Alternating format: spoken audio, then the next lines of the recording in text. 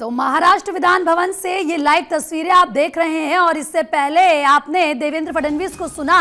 उनकी तरफ से तमाम बड़ी बातों का जिक्र किया गया। देखिए, बीजेपी विधायक दल का नेता उन्हें चुना गया, इस पर उन्होंने सभी का धन्यवाद जताया और कहा कि अब हमारी जवाबदेही बढ़ चुकी है। मोदी जी का बहुत बहुत धन्यवाद। इसके अलावा उन्होंने ये भी कहा कि महाराष्ट्र में रिकॉर्ड तोड़ जनादेश महायुति को मिला, भारतीय जनता पार्टी को मिला, लाडली बहनों का आशीर्वाद मिला और ऐसे में अब हमारी जवाबदेही और बढ़ गई है। इसी को लेकर देवेंद्र फडणवीस की तरफ से प्रधानमंत्री नरेंद्र मोदी का शुक्रिया भी अदा किया गया है। इसके अलावा तमाम लीडर्स को भी देवेंद्र फडणवीस ने शुक्रिया कहा। कल क्योंकि शपथ ग्रहण समारोह होना है, कल 5 तारीख है और देखिए आज क्योंकि महाराष्ट्र विधानसभा चुनाव के 11 दिन बाद बीजेपी विधायक दल ने देवेंद्र फडणवीस को अपना नेता चुन लिया है। उनकी तरफ से इसी को लेकर जो आभार जताया जा रहा था वो सीधा हम आपको तस्वीरें दिखा रहे थे, वो क्या कुछ कह रहे थे ये हमने आपको सुनाया। अब ऐसे में कल की वो तारीख है, इससे पहले विपक्ष की तरफ से ये सवाल खड़े किए जा रहे थे कि भाई इतना समय क्यों लग रहा है।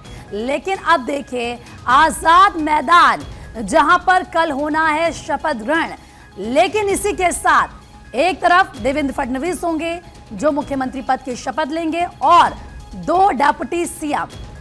तो लगातार काफी समय लग गया और अब वो समय आ गया।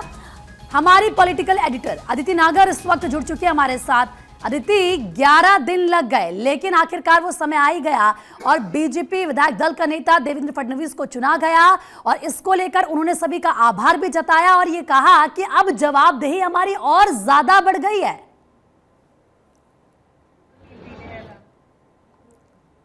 ये सब तो कहा ही, लेकिन आपने खास बातें सुनी। देखिए, आज ऐसा लग रहा था कि एक मुख्यमंत्री का जो पहला भाषण होता है जिसमें उन्होंने जो 23 तारीख को ट्वीट किया था और ये कहा था ट्वीट करके कि मोदी है तो मुमकिन है और एक है तो सेफ है। आज भी अपने भाषण में उन्होंने इन 2 बातों का जिक्र करते हुए नजर आए। वो जो अपने आप में जिस मैंडेट या जिस मुद्दे पर इतना बड़ा मैंडेट मिला है उसका जिक्र करते नजर आए, पहला। दूसरी बात है कि किस तरीके से उन्होंने संविधान का जिक्र किया। उन्होंने ये बताया कि कैसे पहले तो लोकसभा जीते, फिर हरियाणा जीते, महाराष्ट्र में इतनी बड़ी जीत हुई। उन्होंने ये बताया कि भारतीय जनता पार्टी की जब डबल इंजन की सरकार होती है तो क्या चमत्कार होता है। उन्होंने धन्यवाद दिया और मुख्यमंत्री कहते हुए शिंदे को उन्होंने पुकारा और फिर साथ में उप मुख्यमंत्री अजीत दादा का भी जिक्र करा।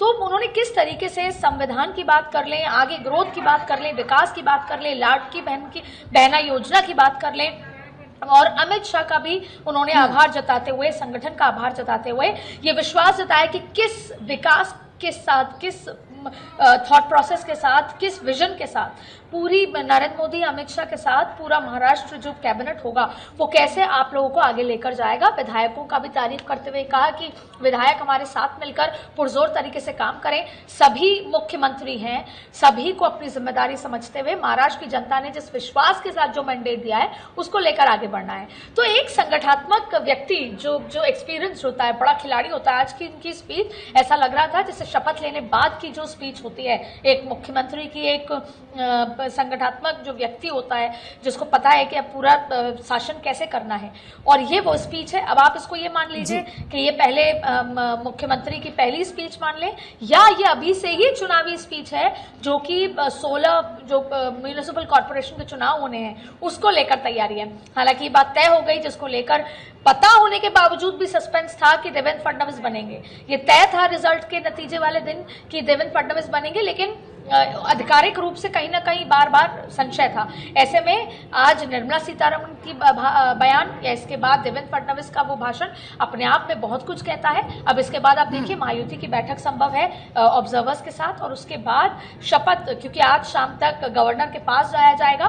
तो आप देख लीजिए वो पूरा जो अटकलें थी या जो सस्पेंस था वो ओवर हो चुका है और देवेंद्र फडणवीस की स्पीच अपने आप में एक बड़े लीडर, महाराष्ट्र के मुख्यमंत्री के तौर पर एक विजनरी लीडर की स्पीच थी जिसमें उन्होंने अपने आला कमान को, अपने बड़े नेता को, नरेंद्र मोदी जो चेहरे हैं पार्टी के उनको याद करते हुए, अमित शाह की रणनीति को याद करते हुए वो तमाम मुद्दों का जिक्र किया जो जैसे जो एक है तो सेफ है, संविधान की बात कही। ये तमाम मुद्दों को याद करते हुए अब महाराष्ट्र में एक बेहतर सरकार चलाने का अपने विधायकों से भी और महाराष्ट्र की जनता से वादा किया। बिल्कुल अदिति, फिलहाल बहुत बहुत शुक्रिया आपका तमाम जानकारी देने के लिए। और क्योंकि लाडली बहनों का जिक्र भी उन्होंने यहाँ पर किया, और वही लाडली बहनों को लेकर जो योजनाएं चलाई गई थी, शिंदे जब मुख्यमंत्री रहे, जाहिर सी बात है उसका जिक्र वो बार बार कर रहे थे। और ऐसे में देवेंद्र फडणवीस की तरफ से उनका आभार जताना अपने आप में मैसेज देना, और उनकी ये स्पीच बेहद खास रही है।